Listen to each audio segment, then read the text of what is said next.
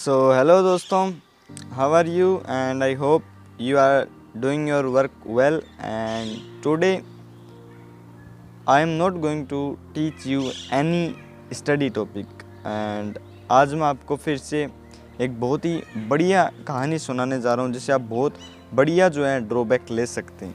ठीक है, जैसे मैंने पिछली कहानी सुनाई थी लेजी स्टूडेंट की, वैसे एक बहुत बढ़िया जो कहानी है वो स्टूडेंट लाइफ के अंदर वर्क कर सकती है, वो मैं आपको बताने जा रहा हूँ। ठीक है, तो स्टार्ट करते हैं। तो देखो जनाब, बात है स्टूडेंट लाइफ की। ओके, स्टूडेंट लाइफ के अंदर बहुत सारे उतार चढ़ाव आते हैं।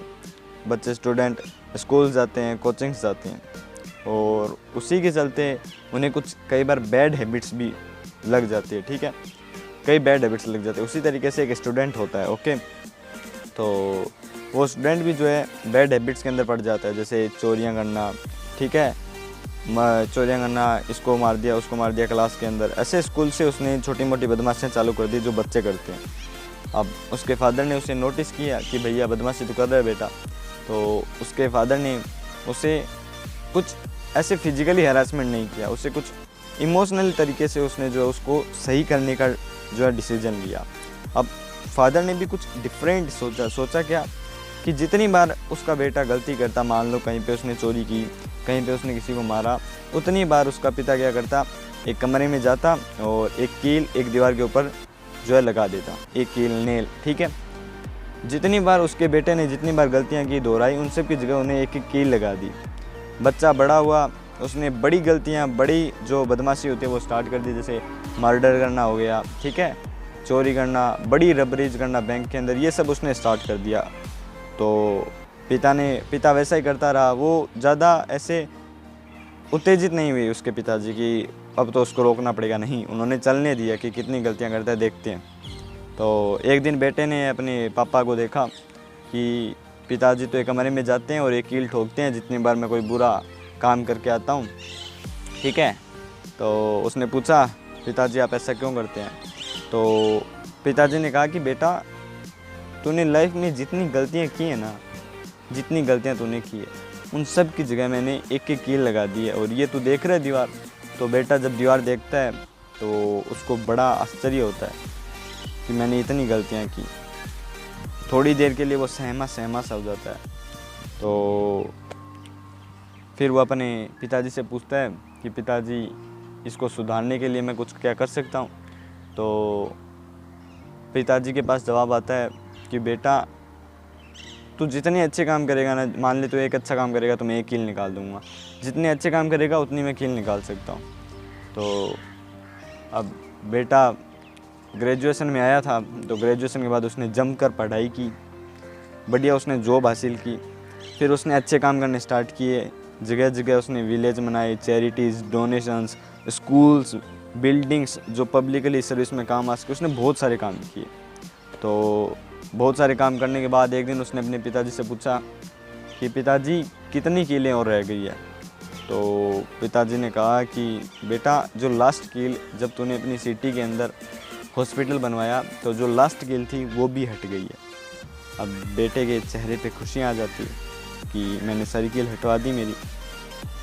लेकिन वो जब उन दीवार के ऊपर देखता है उसका बेटा, तो दीवार के ऊपर आपको पता है कि जब हम कील लगा कर के वापस निकालते हैं तो दीवार के अंदर होल हो जाता है। ठीक है, वो अच्छा नहीं लगता जब हम देखते हैं। तो उसने पिताजी से पूछा कि पिताजी इन होल्स को कैसे हटा सकता हूँ मैं? तो पिताजी ने बड़ी ही सहमी आवाज़ के अंदर और बड़ी ही गंभीरता से, एकदम सीरियसली उसने जवाब दिया कि बेटा देखो, जब गलत आदतें लग जाती हैं तो गलत आदतों को हम अच्छी आदतों से रिप्लेस कर सकते हैं, लेकिन जो आदतों की जो जड़ें हैं वो हमारे अंदर हमेशा रहेगी। जैसे उस दीवार के ऊपर जो साइन है वो नेल्स के, वो हमेशा रहेंगी, हम उनको चेंज नहीं कर सकते अच्छे कामों से, हम उसको कील को निकाल सकते हैं। उसी तरीके से वो जो बैड हैबिट्स हमारे जीवन के अंदर, हमारी लाइफ के अंदर जो हमें लग जाती हैं, उन्हें हम केवल रिप्लेस कर सकते हैं, लेकिन उनकी जो रूट्स रहेगी ना, जो रूट्स वो हमारे अंदर रहेगी। जैसे मान लो किसी कील को आप किसी मैग्नेट के पास ले जाते हैं तो कुछ देर तक रखते हैं तो उस जो कील है वो भी मैग्नेट की तरह जो है बिहेव करती है। ठीक है, कुछ देर बिहेव करती है, यानी उसके अंदर कुछ ऐसी प्रॉपर्टी है मैग्नेट जैसी पहले से, जैसे वो थोड़ा सा संपर्क में आती है वो उसके जैसा हो जाता है, उसी तरीके से हम हो जाएंगे। वो प्रॉपर्टी हमारे अंदर रहेगी, बुरी आदतें, बैड हैबिट्स, लेकिन जैसे ही हम किसी ऐसे हमारी संगति के, हमारे उस पहले वाले प्रकार के दोस्त के संपर्क में आएंगे तो हमारी वो प्रॉपर्टीज़ वापस निखरेगी। समझ रहे हो आप? तो मैं ये कहना चाह रहा हूँ कि जो बैड हैबिट्स हैं वो बहुत बुरी चीज़ें हैं। एक बार लग जाए कि आप अच्छी आदतों से रिप्लेस कर सकते हैं, और उसका कोई इलाज नहीं है कि हाँ भाई ये अच्छी आदतें अपनाओ, रिप्लेस करो। मैं ये कहना चाह रहा हूँ कि आप शुरुआत से कुछ इस तरीके से चलें कि बैड हैबिट्स में ना पड़े, ठीक है ना? ये इस कहानी का मोटिव है। तो बैड हैबिट्स को पहले से ही देखें, कौन सी बैड हैबिट्स है, किस तरीके से हमें जो है नेगेटिविटी हमारे पास ला रही है, उसको दूर करें। यही आज की जो कहानी है, ये स्टोरी का मोटिव है, ठीक है? और अच्छे लगे तो देखना, वापस देखना, दोस्तों को बताना, ठीक है ना? क्योंकि कोचिंग्स और स्टूडेंट लाइफ के अंदर बच्चे बहुत बैड हैबिट्स जो है वो पकड़ लेते हैं। अब मैं बहुत सारे स्टूडेंट के संपर्क में आ रहा हूँ, ठीक है? क्यों आ रहा हूँ? क्योंकि मैं अभी कॉलेज में हूँ, पहली बार मैं घर से बाहर आया हूँ, तो मैंने देखा है बहुत सारे बच्चे, ठीक है? और मैं खुद भी कभी कभी चला जाता हूँ इन सब चीज़ों में, लेकिन फिर बाहर निकलने की कोशिश करता हूँ, लेकिन वो प्रॉपर्टीज एक बार अंदर आ जाएगी तो वो रहेगी हमेशा, ठीक है? तो ध्यान रखना इन सब चीज़ों का, और धन्यवाद दोस्तों।